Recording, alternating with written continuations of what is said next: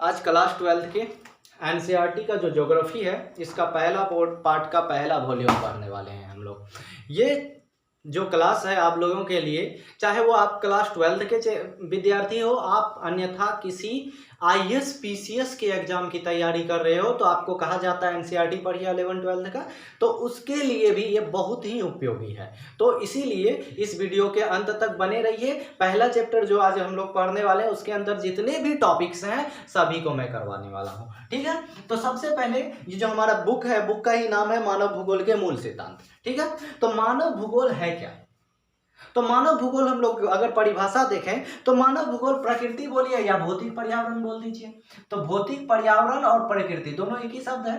तो मानव भूगोल भौतिक पर्यावरण प्लस मानव जनित सामाजिक और सांस्कृतिक, क्या बोल रहे हैं, सामाजिक और सांस्कृतिक क्रियाओं के बीच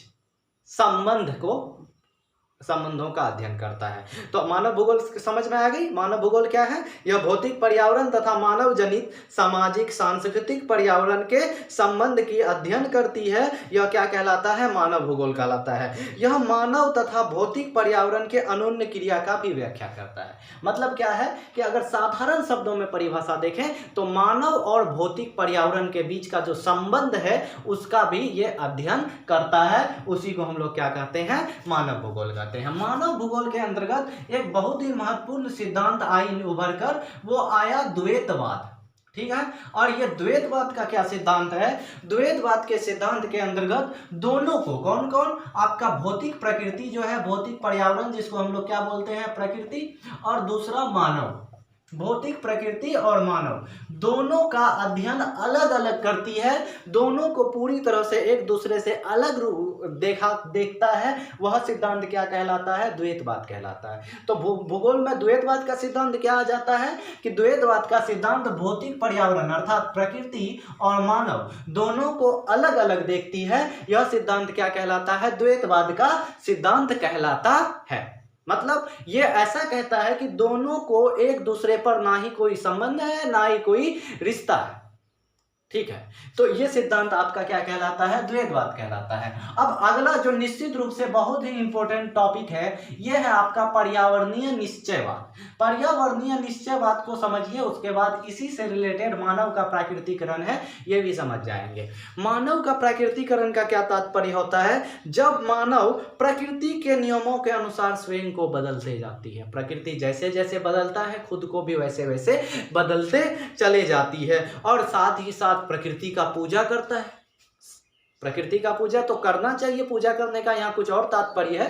प्रकृति का पूजा करते थी और उसके बाद उसके प्रचंडता से भयभीत भी होता है कि कब प्रकृति आंधी ला दे, तूफान ला दे, भूकंप ला दे और हमें लेकर चले जाए।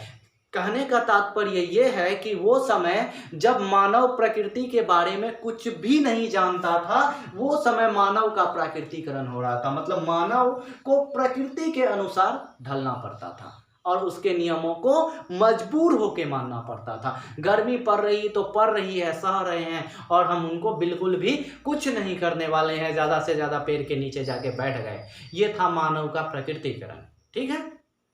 तो मानव का प्रकृतिकरण क्या था कि पर्यावरणीय निश्चयवाद के सिद्धांत पर आधारित था। अब यह पर्यावरणीय निश्चयवाद क्या था कि पर्यावरणीय निश्चयवाद का तात्पर्य थी कि प्रकृति में जो भी बदलाव हो रही है, प्रकृति जो भी चाहती है वो निश्चित नियमों के अंतर्गत होती है, उसमें मानव कुछ भी नहीं कर सकता है, यह मानव के क्षमता के बाहर है। मतलब प्रकृति के नियमों में मानव जरा भी हस्तक्षेप नहीं कर सकता है। ये पर्यावरणीय निश्चयवाद का सिद्धांत है।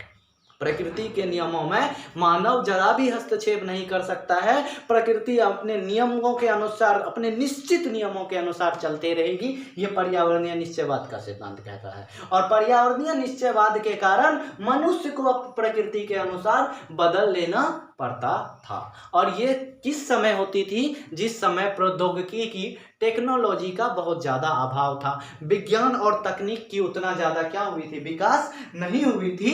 तो उस समय का सिद्धांत है हमारा पर्यावरणीय निश्चयवाद। बातें समझ में आ गई? मानव का प्राकृतिकरण को कैसे लिखोगे? मानव का प्राकृतिकरण में क्या आप समझ सकोगे? जब मानव प्रकृति के नियमों के अनुसार स्वयं को ढाल लिया, मतलब प्रकृति जो नियम कहता उसी के अनुसार खुद को बदल लिया।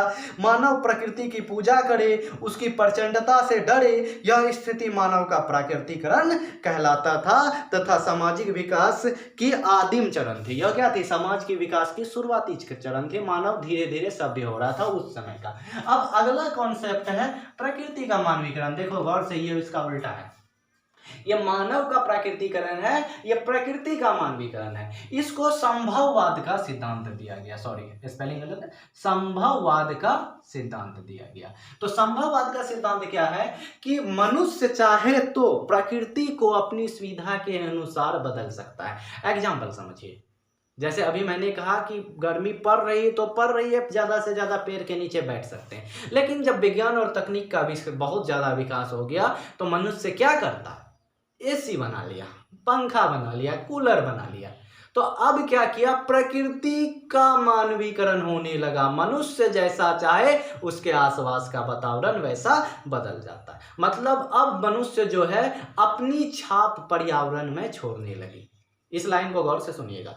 मनुष्य जब अपनी छाप, अपने क्रियाओं का छाप पर्यावरण पे छोड़ने लगती है तो ये स्थिति प्रकृति का मानवीकरण हो जाता है। एक लाइन में अगर लिखना हो तो जब मानव प्रकृति पर अपनी छाप, अपनी क्रियाओं का छाप तकनीक और प्रौद्योगिकी के मदद से, विज्ञान के मदद से अपनी छाप प्रकृति पर छोड़ने लगती है तो यह स्थिति क्या कहलाता है? प्रकृति का मानवीकरण कहलाता है। और इसी सिद्धांत को संभववाद का सिद्धांत कहा जाता है। संभववाद का सिद्धांत में क्या आ जाए? इसमें कहता है, वैज्ञानिकों का मत है संभववाद का सिद्धांत की प्रकृति हमें अवसर प्रदान करती है और हम उन अवसर का लाभ उठा लेते हैं। मतलब अपने लाभ के अनुसार प्रकृति में चेंजेज कर पाते हैं।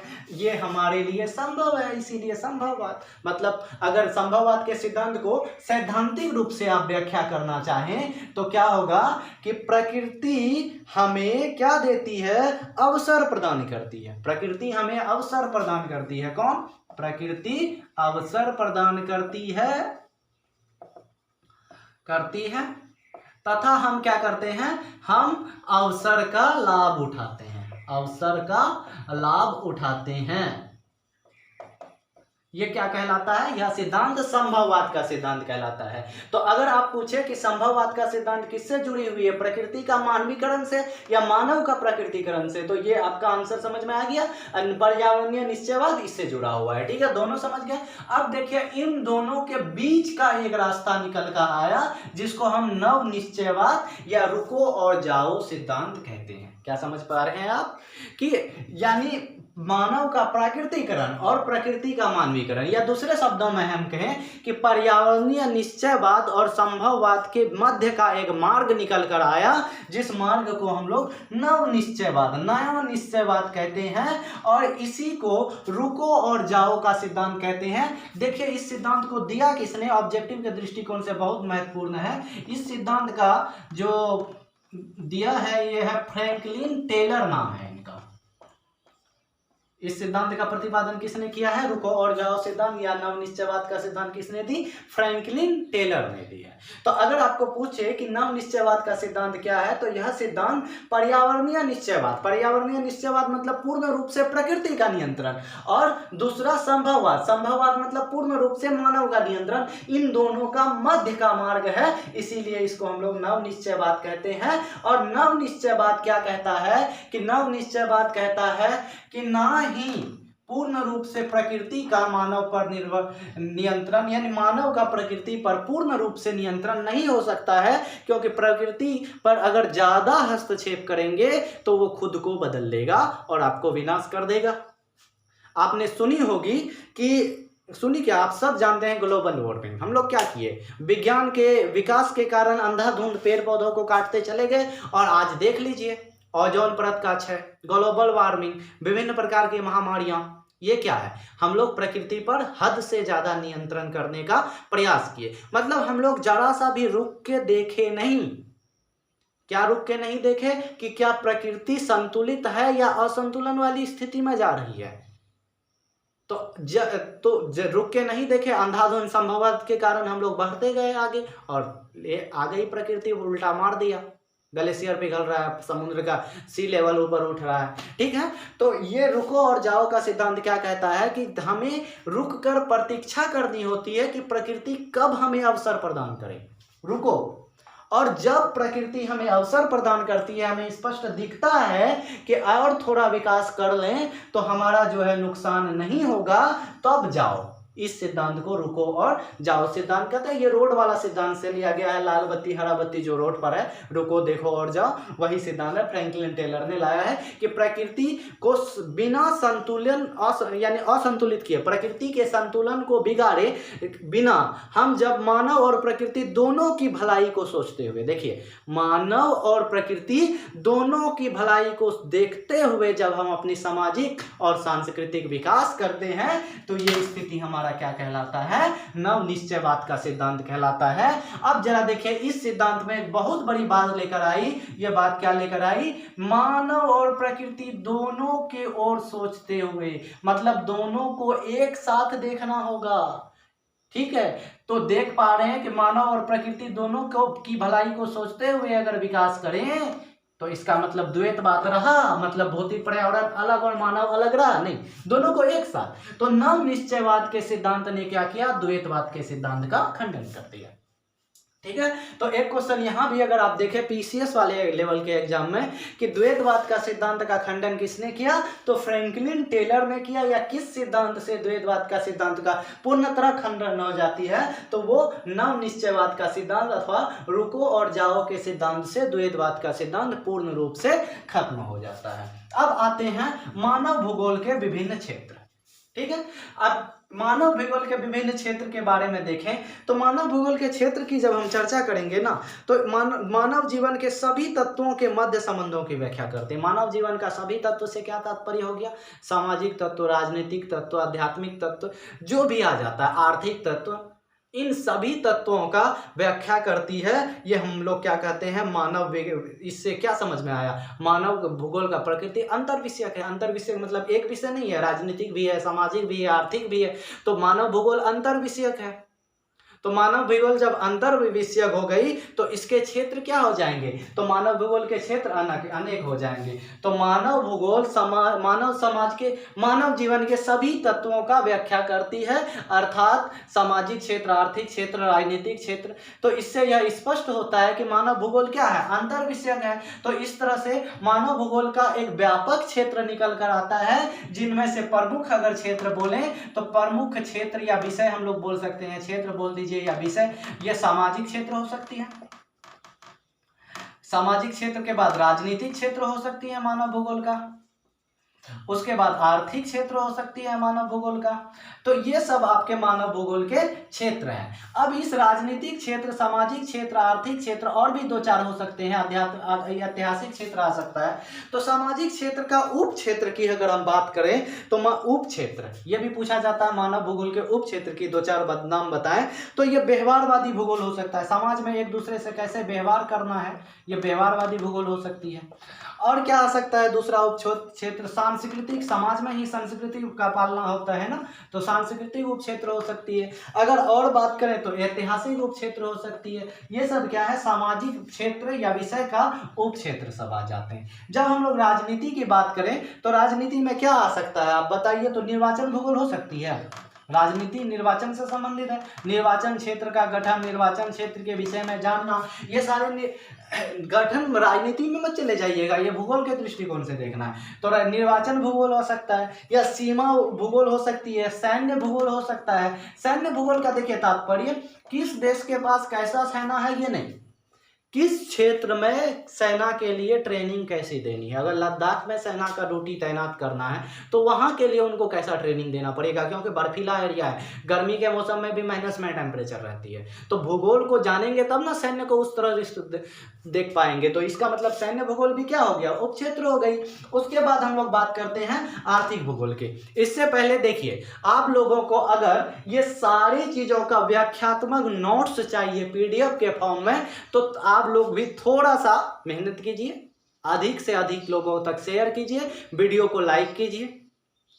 अगर वीडियो को लाइक और शेयर कर रहे हैं, जितना जल्दी आप जितना अधिक से अधिक आप लाइक और शेयर कीजिएगा उस आपको उतना जल्दी पीडीएफ उपलब्ध करवा दी जाएगी, पूरे का पूरे चैप्टर्स का, पूरे का पूरे ज्योग्राफी का, उसके हिस्ट्री का भी 2-3 चैप्टर ज्योग्राफी करने के बाद फिर हिस्ट्री करेंगे। तो आपको 11th का 12th का एनसीईआरटी पढ़ने की आवश्यकता नहीं होगी, वीडियोस देखिए और पूरी तरह क्लियर हो जाए। यकीन नहीं है तो वीडियो खत्म करने के बाद आप एक बार चैप्टर उल्टा के देखिएगा, कुछ नहीं बचा होगा। ठीक है, तो अगर आप लोग को पीडीएफ चाहिए तो थोड़ा सा मदद कीजिए, करना पड़ेगा, सपोर्ट करनी पड़ेगी, प्यार देना पड़ेगा। और वो प्यार क्या है, आप अधिक से अधिक शेयर कीजिए, लाइक कीजिए और कमेंट भी कर सकते हैं किसी प्रकार का दुविधा वाली स्थिति में, कंफ्यूजन वाली स्थिति में। आर्थिक के विषय के बारे में बात करते हैं। आर्थिक क्षेत्र में क्या क्या आ सकता है? व्यापारिक भूगोल आ सकती है, आप लोग सुनिए, व्यापारिक विपणन आ सकता है, विपणन भूगोल आ सकती है, संसाधन भूगोल आ सकता है, क्योंकि संसाधन से ही धन आता है, संसाधन भूगोल हो सकती है। तो संसाधन भूगोल, व्यापारिक भूगोल, विपणन भूगोल, उद्योग भूगोल, कृषि भूगोल, ये सारे के सारे क्या आ जाते हैं, आर्थिक भूगोल के उप क्षेत्र में आ जाते हैं। तो इस तरह से ये पूरा का पूरा क्या हो गया, चैप्टर आप लोगों का क्लियर हो गया। अगर आपको वीडियो पसंद आई तो जरूर से जरूर शेयर करें, अधिक से अधिक शेयर और लाइक कीजिए। हम आपको मात्र 1000 लाइक का टारगेट देते हैं। 1000 लाइक अगर इस पहली वीडियो में आ गई तो आप लोगों को जो है निश्चित रूप से मैं पीडीएफ उपलब्ध करवा दूंगा भूगोल का। उसके बाद इतिहास के बारे में जल्द सोचेंगे। धन्यवाद।